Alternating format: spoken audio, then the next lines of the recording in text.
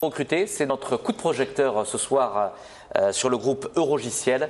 Bonsoir Daniel Benchimol. Bonsoir. Je disais finalement 1989, c'était la date de création d'Eurogiciel. Quel parcours, puisqu'aujourd'hui c'est quand même près de 700 collaborateurs. Donc vous avez été habitué justement à recruter. Justement pour rebondir un peu sur notre sujet précédent, c'est difficile aujourd'hui d'attirer les cadres. Et quels sont les leviers par exemple que vous avez utilisés vous pour essayer d'embaucher les meilleurs? Parce que c'est toujours le souci du patron. D'embaucher les meilleurs, oui. Alors, je confirme qu'effectivement, c'est difficile d'embaucher des cadres. C'est difficile, surtout quand on cherche des cadres expérimentés dans des métiers. C'est aussi compliqué parce qu'il y a pénurie. Je vous rappelle qu'en France, on forme 30 000 ingénieurs. Les Indiens doivent en former 700 et quelques mille par an. Donc, il y a toujours une certaine pénurie. Et on est très imaginatif pour essayer de les attirer par la cooptation, par un certain nombre de sponsoring d'écoles. On vient de faire, de mécéner le 4L Trophy, dans lequel c'est à la fois de l'humanitaire et de l'image qu'on crée dans les écoles. Voilà, donc on essaye de trouver toutes sortes de solutions. Alors en tout cas pour expliquer à nos téléspectateurs ce qui est aujourd'hui le cœur d'activité du groupe Eurogiciel, finalement vous avez trouvé une très bonne formulation dont vous êtes un peu le propriétaire et le dépositaire sur la première société de services en accompagnement de projets en Europe. Aujourd'hui vous êtes structuré en 3 filiales. Alors on va peut-être parler de la première, de ETOP International, sur la dimension de cabinet de conseil en management et de projet. Aujourd'hui, quels sont vos clients ? Les clients sont les grands industriels qui ont des projets, donc que ce soit des projets de l'aéronautique, du spatial, du ferroviaire, du nucléaire, de systèmes d'armes, donc la défense.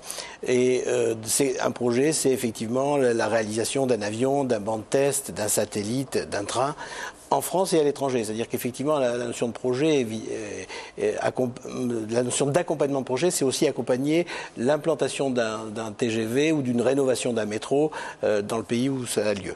Est-ce que dans votre organisation, vous mettez beaucoup à disposition des ingénieurs directement dans les entreprises dans lesquelles vous missionnez? Alors, on essaye plutôt de travailler différemment, par une sous-traitance d'un lot, d'un work package, comme on dit, d'une tâche qui est effectivement prise avec engagement de résultat de l'entreprise. On a plus un business model qui est fondé sur l'engagement et sur la création de valeur chez nos clients, plutôt que de la simple fourniture de consultants. Bien que, effectivement, certains clients nous demandent que ça. Aujourd'hui, comment on peut expliquer le succès d'Eurogiciel? Parce que quand même 52 millions d'euros générés après une création après 20 ans. Qu'est-ce qu'il a fallu apporter comme réponse par rapport au marché pour véritablement se distinguer et avoir une offre aujourd'hui qui est incontournable sur le marché? Alors, en fait, votre question, elle a évolué avec le temps puisque les attentes des clients ont aussi évolué. Aujourd'hui, nos éléments fédérateurs, c'est effectivement l'engagement de résultat, prendre des risques avec le client, partager la R&D avec le client et donc s'engager après sur des résultats. Deuxièmement, avoir des capacités dites low cost dans des pays offshore où la main-d'œuvre est moins chère. Et troisièmement, avoir la possibilité de les accompagner à l'international. C'est là-dessus qu'on a fondé notre stratégie, c'est effectivement sur ces 3 vecteurs. Alors on disait qu'il y avait 3 filiales. La première, on a évoqué bien sûr la dimension conseil en management de projet. Il y en a une deuxième qui est plutôt sur le conseil en management de la qualité, ce qu'on peut appeler la supply chain quality. Ça représente combien justement en termes de volume d'activité si je prends la partie justement conseil en management de projet, la partie qualité et puis la troisième partie que l'on peut parler qui est Eurogiciel ingénierie qui elle propose une expertise en ingénierie de système. Il y a une répartition équilibrée de ces 3 filiales? On va dire que les parties conseils, c'est-à-dire management de projet, véhiculé au travers de notre filiale ETOP International, le management de la qualité véhiculé au travers du cabinet conseil Equer, ça fait un gros tiers du chiffre d'affaires du groupe. Donc pour nous, c'est extrêmement important puisque c'est du conseil à valeur ajoutée et ça représente, je vous dis, un peu plus d'un gros tiers. Donc les 2 autres tiers sont faits dans de l'ingénierie de logiciels et de systèmes. Comment vous observez la concurrence étrangère? On a souvent dit qu'à Toulouse, il n'y avait pas de souci à se faire, que l'ingénierie, le savoir serait ici dans notre ville. Et puis on voit quand même la concurrence apparaître, que ce soit en Russie, à Moscou, ou que ce soit en Inde ou dans d'autres pays, où justement aujourd'hui le côté ingénierie n'est pas uniquement l'exclusivité aujourd'hui de l'offre toulousaine. Comment vous réagissez, comment vous positionnez votre offre par rapport à cette concurrence venue de l'étranger? La concurrence venue de l'étranger a comme argument majeur la capacité à faire du low cost dans des produits délocalisables. Dans nos métiers, il y a quand même besoin d'une certaine proximité client pour toutes les tâches à valeur ajoutée amont, de spécification, de réflexion, d'architecture, etc.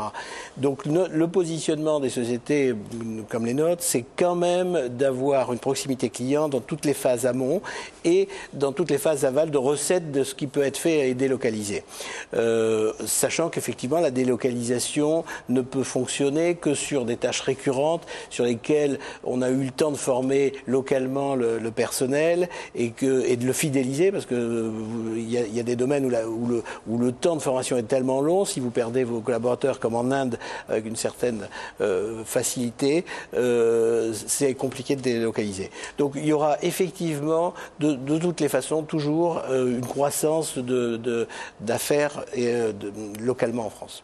En tout cas, Daniel Benchimol, pour vous, c'est une vraie opportunité que les grands groupes industriels ont de plus en plus cette volonté dans leur modèle économique d'outsourcer, d'être plus intégrateurs et véritablement de déléguer des missions et des tâches. Pour vous, c'est encore un moyen d'amplifier vos relais de croissance? C'est un moyen dans la mesure où plus le projet devient global et mondial, plus la complexité du management de projet et du management de la qualité de ces projets se fait jour. Donc plus il y a de la complexité, plus nous, on crée notre valeur ajoutée là-dessus. Daniel Benchimol, on vous souhaite un joyeux anniversaire pour ces 20 ans de Logiciel. Merci. Merci, on va marquer une pause dans ce club économique et puis on va se retrouver juste après la pub pour parler du marché de l'art contemporain dans la région Midi-Pyrénées. A tout de suite.